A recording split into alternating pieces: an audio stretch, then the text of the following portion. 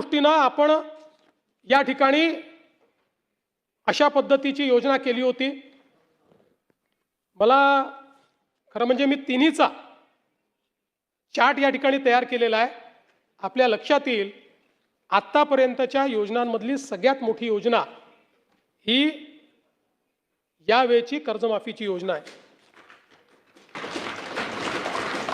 टाळ्या याच्यानंतर वाजवा, टाळ्या याच्यानंतर वाजवा।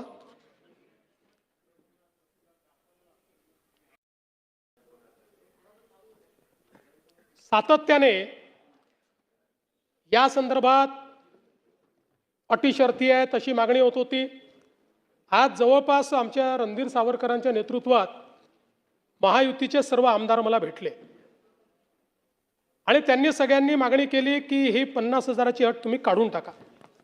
त्यावेळी त्यांनाही मी आकडेवारी दाखवली।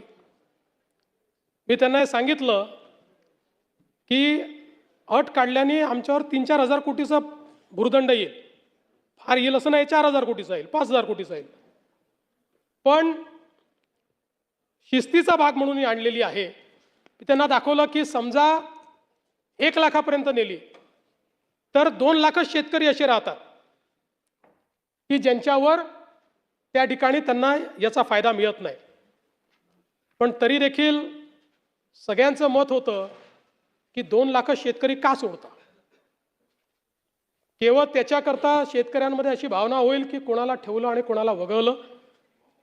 त्यामुळे मी आर्थिक शिस्त सांगत होतो आणि ते लोक मला हे सांगत होते की आपण व्यापक विचार केला पाहिजे आणि शेवटी लोकशाही आहे, त्यामुळे लोकशाहीमध्ये त्यांचा व्यापक विचार मी मान्य केला। आणि आता हे जे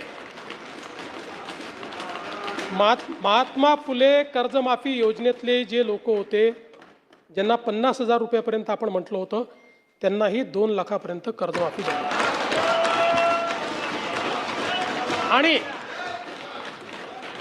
त्यासोबत 26-27चा जो नियम आहे तोही वगळण्यात येईल।